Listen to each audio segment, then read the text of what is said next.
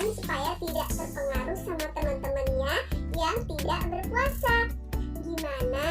Mesti kalian penasaran kan gimana tipsnya anak-anak Mada itu kuat berpuasa selama 1 hari full. Dan sampai ke puasa hari ini mereka belum ada bolong satupun, dan mereka tetap semangat setiap harinya untuk menjalani ibadah puasa ini. Sebelum kita masuk ke video tipsnya, jangan lupa ya, bagi yang belum subscribe dulu channelnya Mada, agar channel Mada ini berkembang dan Mada lebih semangat untuk membuat video-video terbaru buat kalian semua. Jangan lupa like-nya juga, komen di bawah ini yang positif, dan kalau memang video Mada bermanfaat, boleh banget nih di-share di sosmed kalian. Terima kasih yang udah mampir dan selalu setia nonton video Mada. Yuk kita dengerin tips dari Mada ya. Nah, sebelumnya Mada punya anak 2 laki-laki dan 1 perempuan. Nah, yang puasa itu yang 2 laki-laki. Nah, yang pertama itu namanya Kakak Dava. Dia sudah berusia 8 tahun. Dan yang kedua itu namanya Mas Fatih. Dia sudah berusia 6 tahun 11 Mei nanti. Nah, mereka itu semangat banget berpuasanya dan mereka belum ada bolong satupun. Mereka itu semangat dalam menjalankan ibadah seperti sholat, terus buka bersama di masjid, terus mereka juga tadarus, terus mereka juga hobi banget tuh buat tarawih bersama teman-temannya di masjid. Jarang-jarang kan ada anak-anak yang seperti ini. Mesti banyak sekali orang tua yang menginginkan anaknya seperti ini. Nah, untuk sekarang Mada kasih tipsnya gimana sih anak-anak itu bersemangat dalam beribadah.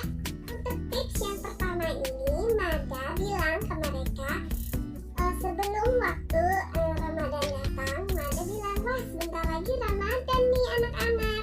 Gimana? Kalian harus belajar ya puasa full 1 hari, terutama untuk Dek Fatih. Kalau Kakak Dava kan dia sudah biasa untuk seperti puasa sunnah, puasa dia bayar waktu dia puasa gitu kan. Nah, terus kalau yang Adek Fatih, saya masih kasih keringanan untuk Mas Fatih karena Mas Fatih masih usia 6 tahun. Jadi saya bilang ke dia, Mas, nanti bulan Ramadan kalau bisa full, Mas puasanya full ya. Tapi kalau Mas nggak bisa full, jujur sama Mama dan bilang, Ma, Adek nggak bisa puasa sampai 1 hari full. Tapi Mama punya kejutan dan punya hadiah bagi anak-anak Mama yang puasanya bisa full selama 1 hari dan 1 bulan penuh. Saya bilang seperti itu. Mungkin awalnya kita mengajarkan mereka untuk mengenal, wah nanti kalau aku puasa full nih, aku bakal dapat hadiah. Nggak apa-apa ya sahabat-sahabat, kita memperkenalkan anak seperti itu dulu. Karena kita mengajarkan dulu ke mereka. Jadi kita belum mengajarkan mereka ke niatnya gitu kan. Niat aslinya sebenarnya kan untuk beribadah kepada Allah ya. Tapi untuk kasih motivasi dan kasih semangat ke mereka supaya anak-anak itu senang, supaya anak-anak itu bahagia dan ada hal yang ditujunya dan ada semangat yang akan nanti dia capai di hari kemenangan, itu kita kasih hadiah, kita kasih surprise gitu kan. Nah, saya bilang ke anak-anak kayak gitu, terus mereka semangat dong. Oh baik deh Ma, nanti Kakak Dava puasa deh full gitu. Terus kayak Mas Fatih, oke Ma, nanti Mas Fatih bakal usaha untuk puasa full. Saya bilang mereka bilang seperti itu. Saya bahagia dong pastinya sebagai orang tua. Nah, setelah itu mereka berjalan dengannya waktu, mereka nanti bakal bisa mengendalikan dirinya, bisa mengendalikan hawa nafsunya, bisa mengendalikan hawa lapar hausnya pada dirinya. Di situ kita sudah mendidik mental mereka, kita sudah mendidik keimanan mereka. Walaupun caranya kita ngasih hadiah dulu, kita belum kasih dia pengajaran untuk bahwa sebenarnya puasa Ramadan ini itu adalah wajib dilakukan bagi seluruh umat muslim gitu ya. Masuk ke tips yang kedua. Nah, setiap malam saya itu selalu cerita ke mereka, atau setiap hari kalau ada waktu barengan sama mereka buat tidur siang, saya selalu bilang.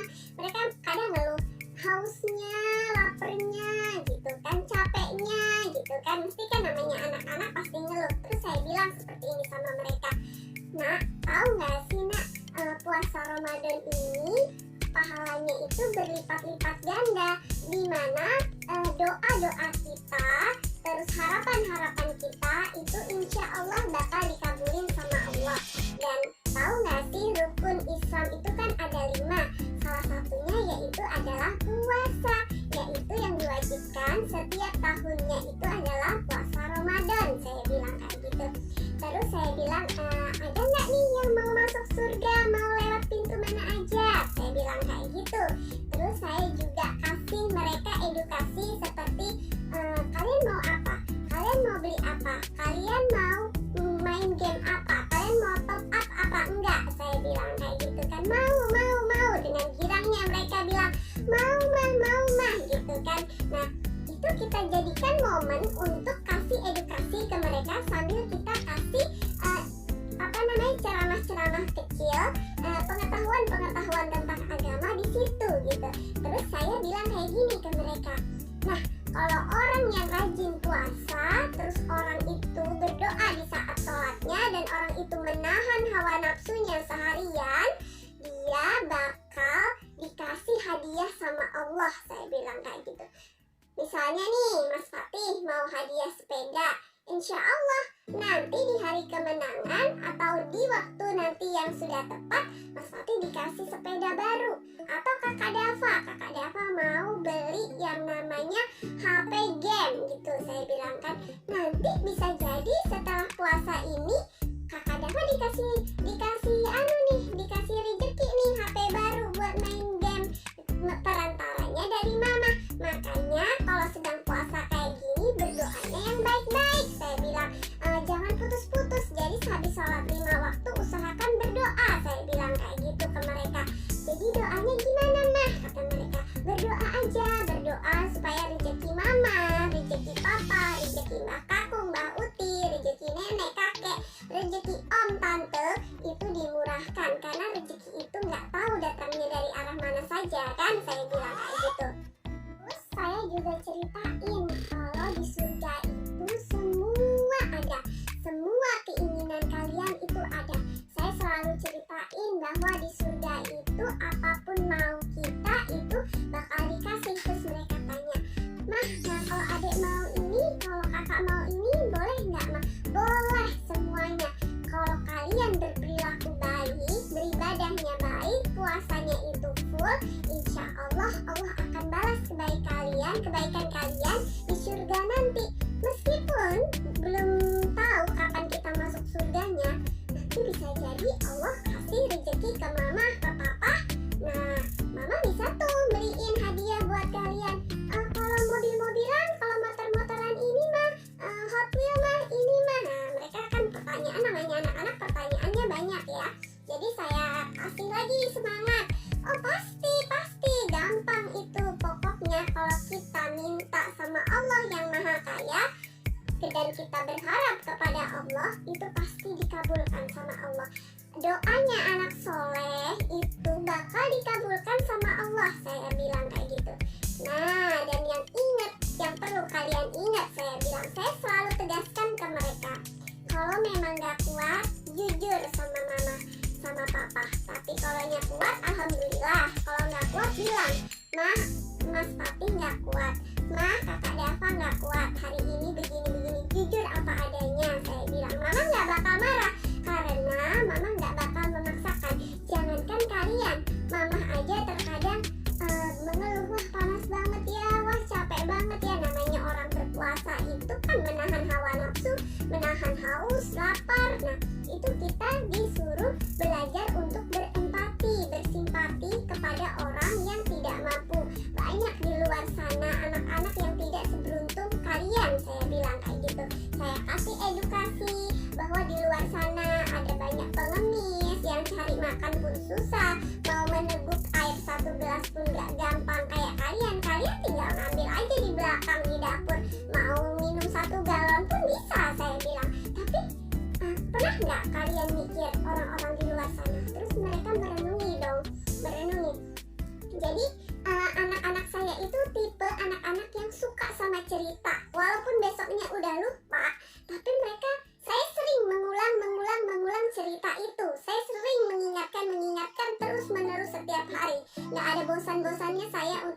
ingatkan ke mereka bahwa kejujuran itu di atas segalanya. Saya bilang kayak gitu. Nih, kalau kalian gak jujur sama mama, tiba-tiba mama sama papa gak ada, terus kalian minum, saya bilang itu bakal sia-sia, dicatat sama dua malaikat nih. Ada Raqib Atid yang nyatat kebaikan dan keburukan. Saya bilang kayak gitu. Memang mama sama papa gak lihat, tapi Allah maha melihat. Saya bilang lebih baik berdosa. Saya bilang sama mereka, lebih baik kalian mengakui semua kesalahan kalian di dunia daripada nanti saat kalian mengakuinya di akhirat, karena di akhirat udah tidak ada lagi pengampunan. Saya bilang kayak gitu. Kalau orang yang suka bohong terus tidak berkata jujur, itu bukan hanya merugikan dirinya sendiri, saya bilang, tapi merugikan juga orang tuanya. Nanti orang tuanya juga bakal ditanya sama Allah. Saya bilang berdampak kepada mama, papa. Kenapa nggak didik anaknya? Kenapa nggak kasih tahu anaknya? Duh, kasihan kan? Saya bilang kayak gitu. Nah, kalian harusnya patut bersyukur. Puasa itu cuma setengah hari, dari sehabis subuh sampai nanti mau maghrib. Nggak bakal mati orang yang berpuasa. Saya bilang kayak gitu.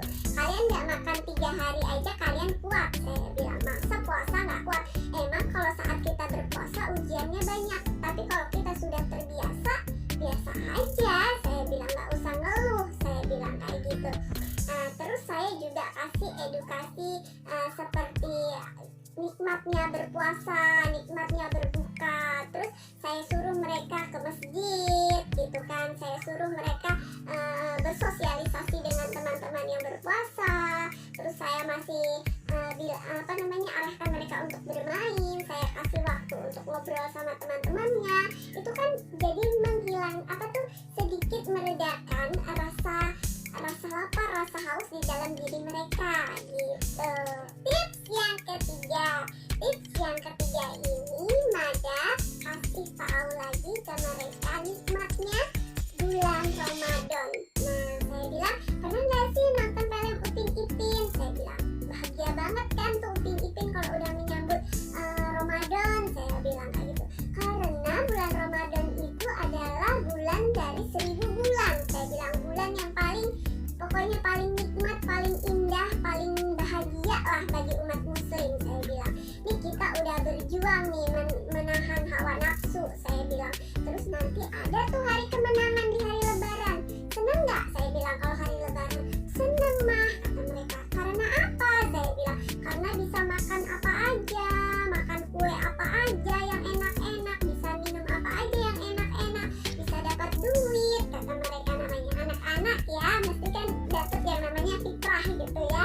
Nah, ini tuh seru banget. Jadi kita bikin seseru mungkin. Wah, asik banget. Itu pentingnya kita menjadi orang tua yang asik saat ngobrol sama anak-anak.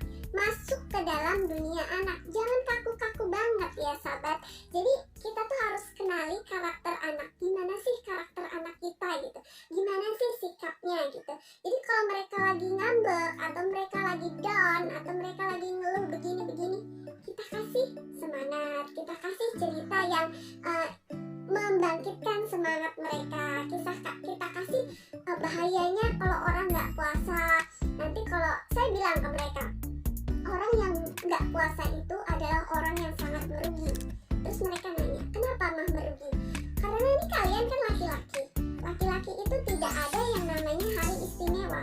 Jadi laki-laki itu diharuskan berpuasa full dalam 1 bulan. Nah, jadi dalam 1 bulan itu kalian harus berpuasa. Saya bilang kan seperti itu. Kalau kalian nggak berpuasa, terus kalian makan, kalian minum, itu nanti di akhirat kalian bakal dilihatkan sama Allah bahwa yang kalian makan itu adalah cacing-cacing tanah, ulat-ulat yang busuk-busuk. Saya bilang, terus air minum yang kalian minum itu di saat orang sedang berpuasa semua, terus kalian minum, itu kalian bagaikan meminum sebuah nanah atau comberan. Saya bilang seperti itu. Terus mereka bilang dong, ih nggak mau ah. Terus mereka itu kan bakal masuk ke dalam alam bawah sadar mereka. Jadi kalau mereka nanti suatu saat bohong, mereka bakal lihat, oh air ini kata mama kalau diminum nanti kayak air comberan gitu. Saya bilang tidak ada hal yang bisa membatalkan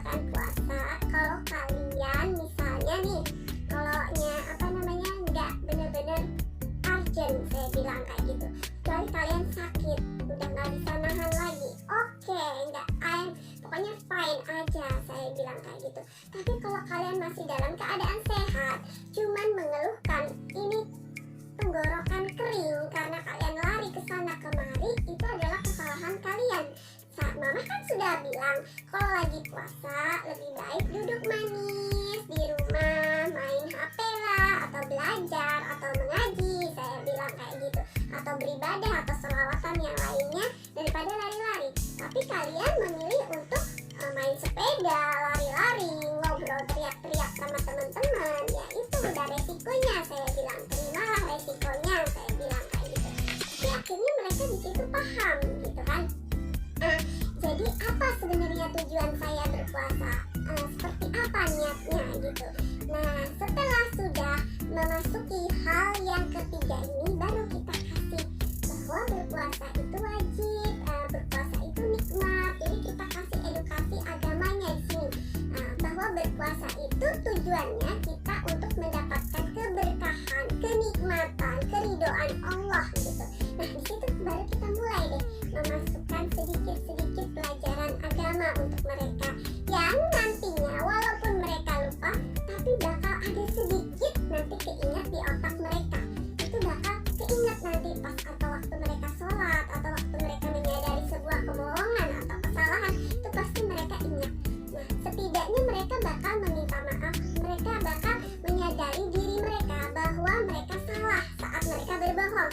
Tapi kalau mereka bakal jadi pemacu semangat mereka. Oh, Allah itu maha kaya, Allah itu maha baik, jadi aku harus berpuasa karena Allah, bukan karena hadiah. Tapi gak apa-apa banget bunda-bunda, kita kasih anak kita itu hadiah untuk kasih semangat mereka berpuasa, kayak gitu kan.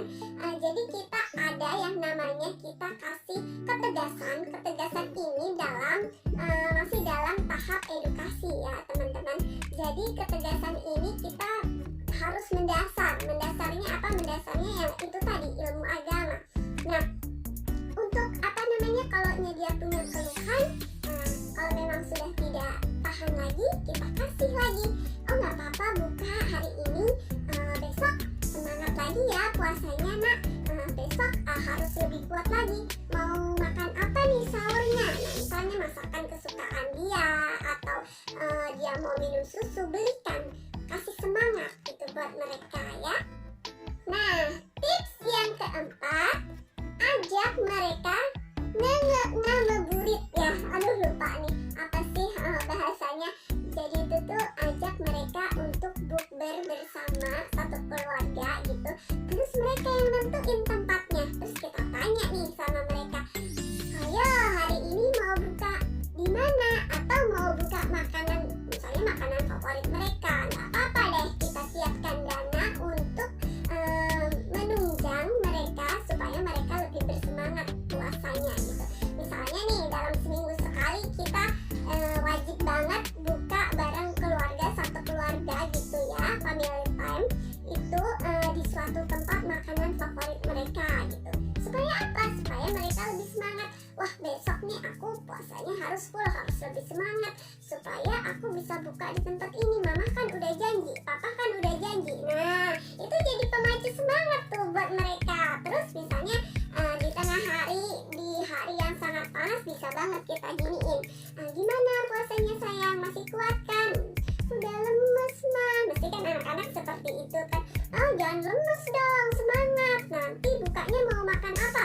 Mau makan kebab, burger, atau soto, atau apa gitu. Semuanya tawarin aja, es buah kah, apakah. Nah, kita belikan lah salah satu makanan favorit mereka gitu kan. Oh pasti mereka bahagia banget. Pasti namanya anak-anak itu bahagianya sesederhana itu gitu. Dengan perhatian aja mereka udah, dengan sedikit pelukan, kecupan, itu mereka udah berasa, wah mamaku gini lah. Mesti kan hati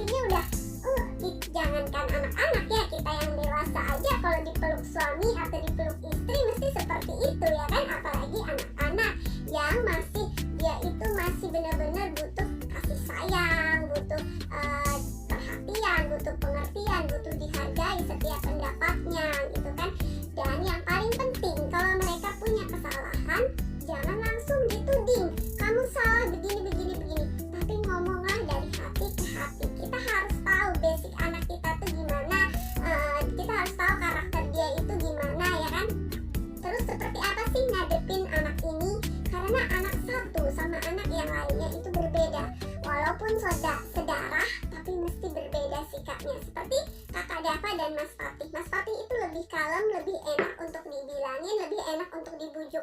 Beda sama kakak Dava. Kakak Dava itu orangnya egois, maunya menang sendiri. Itu adalah cerminan diri saya sebenarnya. Jadi kalau saya ngelihat kakak Dava, ngelihat karakter kakak Dava, itu saya seperti bercermin gitu kan. Oh, ini gue banget nih gitu kan. Tapi dari situ saya belajar gimana sih nanganin nih anak satu gitu, supaya dia anak sewaktu-waktu dia pernah tanya, "Ma, haus banget," gitu. Terus saya kasih edukasi, saya kasih semangat. Terus dia bilang, "Ma, hari ini aku mau buka ke masjid," kata dia kayak gitu. "Oh iya boleh," saya bilang. "Berangkatlah 4:30," saya bilang. "Sekarang tidur dulu biar puasanya nggak kerasa," saya bilang kayak gitu kan. Karena habis zuhur dan habis ngaji juga, jadi saya suruhlah tidur. Terus dia bilang, "Mau main game ya Mas sebentar?" Boleh 10 menit atau 15 menit saya kasih waktu. Setelah itu silahkan tidur, saya bilang kayak gitu kan. Alhamdulillah dia patuh. Nah terus itu pas mau ngaji, mau berangkat ke masjid untuk buka di masjid, dia bilang kayak gini, "Mah, aku mau bawa HP," katanya. Terus saya tanya dong, "Buat apa?" saya bilang kayak gitu. Terus dia bilang, "Mau minta nomornya temen aku." "Kalau mau minta nomornya temen aku, gak usah bawa HP pun bisa," saya bilang kan. Saya bilang, "Bawalah pulpen dengan buku. Nanti saat kamu ketemu temen kamu, bilang sama temen kamu, 'Hei, aku minta dong nomor HP kamu,' saya bilang kayak gitu kan. Dicatat di buku itu," saya bilang. "Karena kalau kamu bawa HP saat kamu ke masjid, itu yang namanya ibadah, yang tadinya harus ibadah malah gak jadi ibadah, malah sibuk main HP. Dan bahaya terburuknya adalah saat kamu lari-lari, entah kamu teledor, namanya bertemu teman-teman kan mesti bakal happy banget, namanya anak laki-laki ya, bakal tidak terkendali, lari ke sana kemari," saya bilang. "Mesti nanti kamu HP-nya nanti jatuh lah, entah rusak atau entah hilang atau lupa ya, pokoknya resiko terburuknya seperti itulah," saya bilang kan. Terus dia marah. Terus saya bilang lagi ke dia, "Nanti kalau rusak kamu nggak punya HP lagi, terus kamu nggak bisa main HP lagi saat teman-teman kamu nanti main FF atau main game atau nonton YouTube, kamu nggak punya, kamu cuma termenung aja diam. Siapa yang rugi?" saya bilang. "Kamu sendiri kan," saya bilang. Nah di situ benar-benar kita harus ngasih edukasi sama mereka yang benar-benar bisa matahin keegoisan mereka gitu. Jadi kita harus tahu betul gimana sih karakter anak kita itu gitu kan. Nah di sini kita benar-benar harus masuk ke dunia mereka. Jadi jangan apa-apa sedikit-dikit dilarang. Kalau memang dilarang, berikan alasan yang tepat, yang masuk akal buat mereka cerna di otak mereka, dan mereka bakal menyadari, oh yang dikatain mama aku itu benar, oh yang dikatain papa aku itu benar gitu ya. Jadi jangan tiba-tiba kita ngelarang tapi kita nggak kasih alasan, itu salah banget gitu kan. Atau kita ngelarang dengan kata bentakan atau kata marah begini-begini yang nggak nyelesain masalah, malah membuat mereka benci sama kita. Yang tadinya puasanya jadi semangat, jadi nggak semangat dong kayak gitu. Jadi sebel nih, namanya anak-anak milenial zaman sekarang tuh memang kita harus edukasinya dari hati ke hati, harus dari teknologi yang mereka pelajari gitu. Jadi kita sebagai orang tua juga benar-benar harus paham, harus terjun ke teknologi yang sudah canggih, semakin canggih setiap harinya kayak gitu. Jadi kita harus belajar gimana sih caranya menjadi orang tua yang asyik, menjadi orang tua yang kalau mereka butuh curhat tuh sama kita aja gitu, jangan sama orang lain. Pokoknya anak kita sebisa mungkin mau ngeluh, mau curhat atau mau ngomong, mau bercerita itu sama kita aja gitu. Luangkan waktu kita untuk mendengarkan mereka. Sesibuk apapun, luangkan waktu kita untuk mendengarkan mereka. Karena saat kita mendengarkan sedikit aja cerita mereka, itu mereka bakal dihargain banget kayak gitu. Hal-hal yang kayak gitu tuh mungkin kelihatan kecil, tapi benar-benar ngefek untuk anak-anak kita. Jadi antara kita dan anak itu bakal menjadi sedekat itu. Jadi anak-anak kita saat dia melakukan kesalahan, itu dia nggak lari ke orang lain, nggak melampiaskan ke barang-barang, tapi dia cerita jujur apa adanya sama kita dan dia bisa mengungkapkan perasaan dia